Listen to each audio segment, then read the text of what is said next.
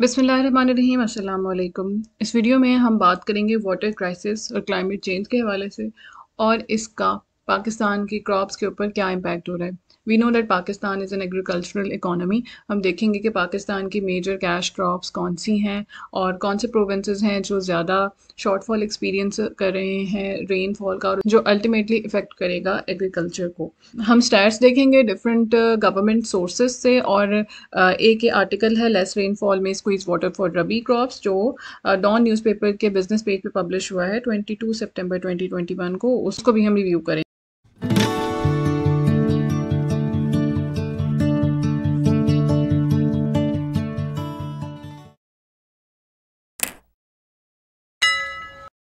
पाकिस्तान में इस बार जुलाई से लेकर सितंबर तक का जो पीरियड है उसको अगर देखा जाए तो उसमें 17% कम बारिशें हुई हैं।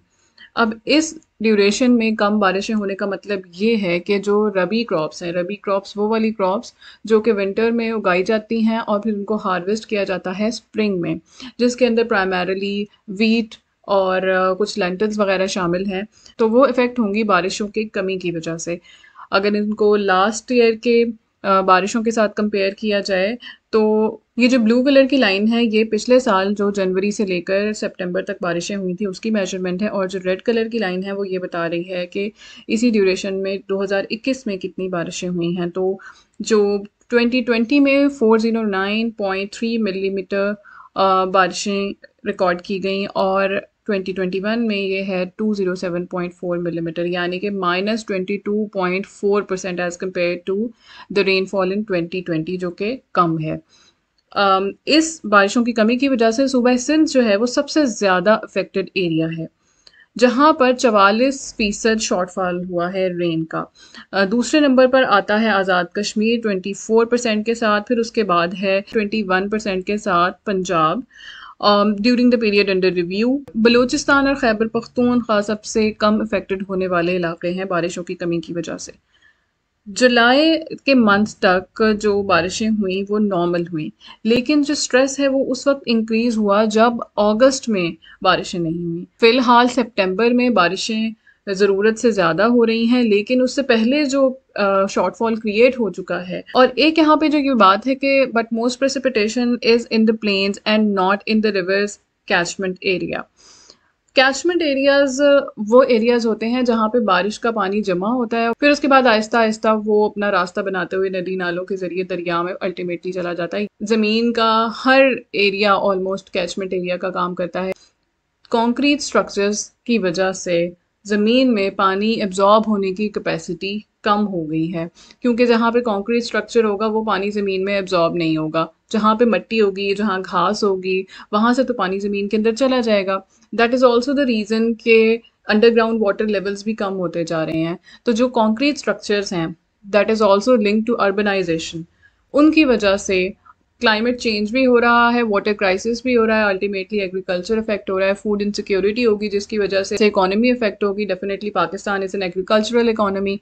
तो यहाँ पे अगर हम कुछ स्टैट्स देख लें, इंडस रिवर सिस्टम अथॉरिटी के डेटा के मुताबिक कि 2017 टू 18 के ईयर के लिए जो रबी क्रॉप्स थी उनमें उनके लिए जो वाटर अवेलेबल है वो है 24.2 million acre feet, which is -9.0। तो अगर हम इसका पहले के जो डेटा है उसके साथ कंपैरिजन करें तो देखें उससे पहले 29.7 था, फिर 32.9 था।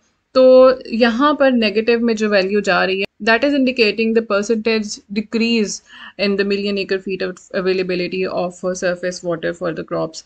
और अगर हम क्रॉप सिचुएशन को देखें तो पाकिस्तान ब्यूरो ऑफ स्टैटिस्टिक्स के मुताबिक 2017 टू 18 में जो रबी क्रॉप है वीट, उसकी जो ग्रोथ परसेंटेज है वो है -4.4, यानी कि डिक्लाइन हो रहा है। तो जब वाटर की अवेलेबिलिटी कम होगी तो यील्ड भी कम होगी, और अल्टीमेटली ये इफ़ेक्ट करेगी इकोनॉमी को। इससे पहले हमने एक डॉन के एडिटोरियल का एनालिसिस किया था क्लाइमेट चेंज के हवाले से।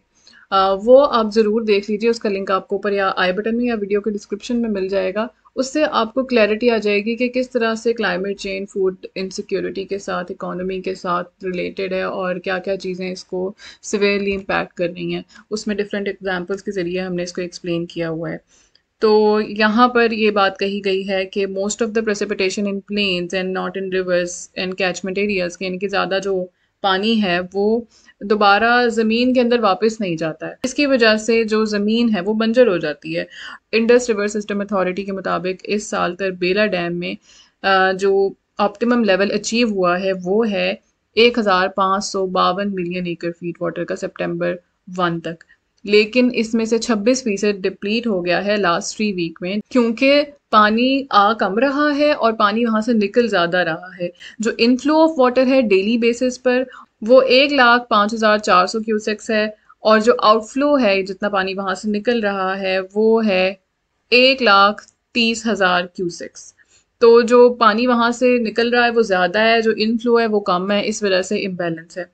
जब हम मंगला डैम की तरफ देखते हैं तो वहाँ पे सिचुएशन इससे ज़्यादा बुरी है। वहाँ पर ऑप्टिमम लेवल अचीव ही नहीं हुआ है। तरबेला में हमने देखा कि ऑप्टिमम लेवल अचीव हुआ था, लेकिन यहाँ जब हम मंगला डैम की बात करते हैं तो वहाँ पर वो ऑप्टिमम लेवल के करीब भी नहीं आया। ऑप्टिमम लेवल उसका है 1,242 मिलियन एकड़ फीट, और उसमें से आधा डिप्लीट हो चुका है 21 सितंबर तक। ये अलार्मिंग सिचुएशन है अपर पंजाब और सेंट्रल पंजाब के लिए।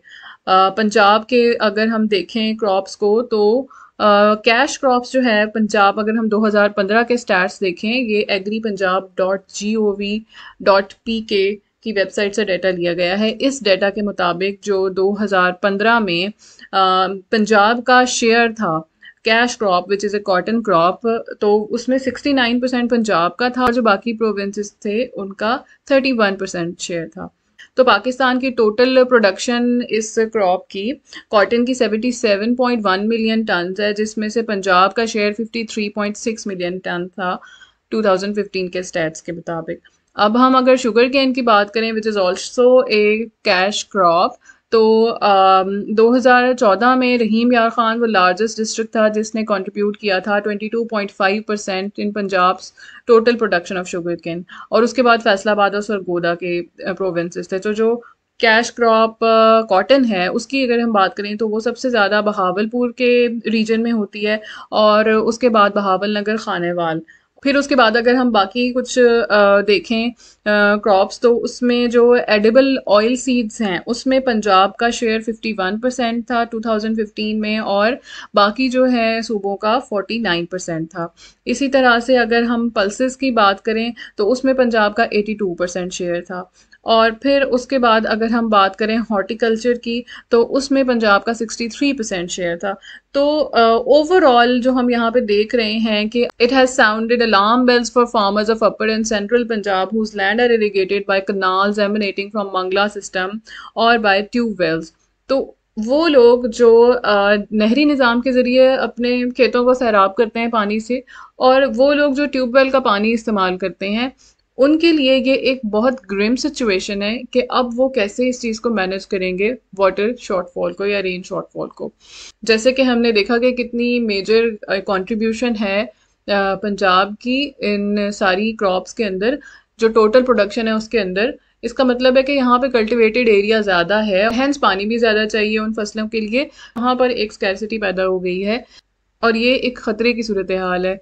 जो किसान है उसका ज़रिए माश ये फसलें हैं, और उसने अपनी लाइफ के इवेंट्स को भी उसी तरीके से मैनेज करना है कि जब उसकी फसल के पैसे आएंगे तो उसने कोई काम करना है। फॉर एग्जांपल उसने बच्चे की शादी करनी है, तो अगर फसल सही नहीं होगी इसका मतलब है कि खुशहाली नहीं होगी, इसका मतलब है कि इकोनॉमी सही नहीं होगी, इसका मतलब है कि हमारी जो एक्सपोर्ट्स हैं वो मुतासर होंगी, और ओवरऑल एक ऑलरेडी स्ट्रेस्ड इकोनॉमी के ऊपर मज़ीद बर्डन आ जाएगा just because of climate change and water crisis.